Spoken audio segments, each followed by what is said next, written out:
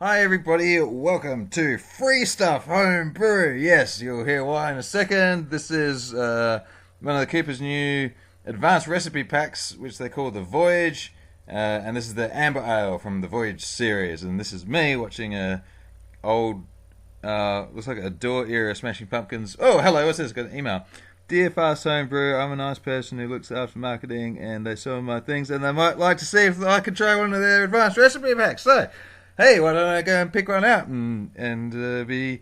Let's see. So we got some expensive ones here. We got a different one down there, and maybe this amber ale actually looks pretty good. So it seems to have a good balance of a few grains and a few hops. So I guess it's a good all-round recipe. So I'll give that one a try. So let me see. Dear nice people at Keepers, yes please, one amber ale pack, please. Kind regards, Fast Homebrew, etc., etc. A smart person would have picked out the most expensive one, but I went for that one. And here it is. Hey, that's a really cool box actually. It looks just like the picture, which I sort of wasn't expecting. But anyway, sweet box. Let's open it up and see what we got inside. So we got the Australian Pale kit. That's the base for this one, I guess. This is 3 bags of light dry malt, so it's 1.5 kilos. Then we've got yes, some grains, 100 grams each of roast barley and light crystal. Some hops, I got 2 bags of Galaxy and a bag of Cascade. They're all 25 grams. And this is a packet of yeast. It's a 15-gram packet, which is nice and generous, and it's USA 5. And this nicely printed little recipe here. So that's pretty cool. Sweet box. And that's all the stuff. So I guess we'll start reading the instructions and get going on this. So first things first is the grains. So I'm bringing, what did they say, like 2 liters of water up to boil or something like that. Oh, not to boil. Scratch that. 70 degrees. 2 liters of water up to 70 degrees, and now I have to rolling pin my grains in order to crack them so that I can steep them in the water. Now, I used to do this between... people always say, do it in a Ziploc bag, and I used to go, well, I'll just do it under some Glad wrap or something. But actually, Ziploc bags they work really, really well for this. So I would recommend using a Ziploc bag, and if you've seen one of my other videos where I'm using Glad wrap, then, I don't know, hit dislike or something, because that was a bit silly. Don't really, but anyway. Now I've got all my grains cracked, and they're going into a bag, and then that is going into the pot. Like as I said, it's just about 70 degrees there, so as long as it's between sort of 65 and 70 degrees, you're alright. And that's going to steep for 30 minutes, so I'm going to use that time to make some Vegemite toasties. And I got to the bottom. It's always you don't use see how much Vegemite I'm using there? It's about the right amount for a sandwich, and getting through a whole thing when you only use, there's like 200 servings of Vegemite in one of those things, so it always feels like a bit of an achievement when you get through a whole jar of Vegemite. That's what I think anyway. Maybe I'll go and check that, but okay, back to beer. So we got something, so I guess I can't read it, but I'm pulling this out, and am I gonna, oh, okay, they say to put 200 grams. So I'm just kind of eyeballing that, or maybe it said half the packet of the light dry malt into that for the boil. So that actually helps the hops. It helps extract the flavour from the hops that we're about to throw in there with it, without adding too much harshness. From my understanding, I don't know the exact science behind that, but anyway, we'll see that come to boil. Now I'm cleaning my gear, so that is sodium percarbonate. And I'm just mixing it in at sort of like a little bit in the bottom, 10 grams a litre, and cleaning my fermenter so it's nice and clean. This is going to be a long video, by the way. I'm going through everything, so that's cleaning the fermenter. This is, I don't know, maybe that's the Cascade, I can't remember. And that one goes in for 5 minutes of boilage.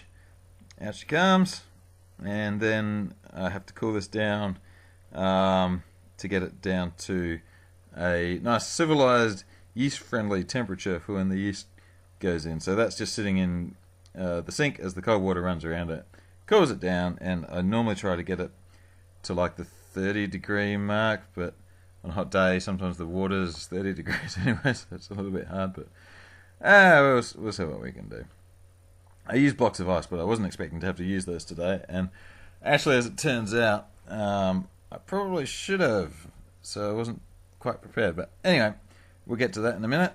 Now I'm straining out the hops using my strainer, which no longer has a handle because I broke it from waving it around too excitedly, but that's okay.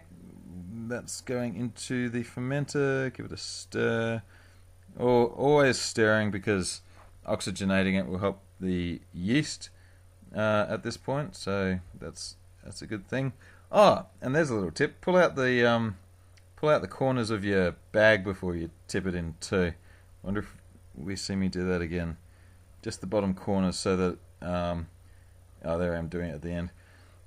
It just helps it pour more easily. It slides straight out instead of getting a little bit caught at the end. Okay, the next instruction, which I can't read, is to add this guy. So today I think I'm being extra lazy, and I'm just pouring it without putting it in the sink, which is fine. It takes a little bit longer, but I forgot to take the label off. That's okay. I'll just take the top bit. There we go. All good. So it doesn't pour quite as nicely, but because I'm going to put hot water in it in a second, I will get all the extract out, which is the main aim of this. So yep, nice and dark. So this is some water that's just been boiled, and it doesn't take much at all. A little bit of a stir and then a scrape down the sides, and you get all the extract out. So that goes in, and then the can afterwards is clean as a whistle.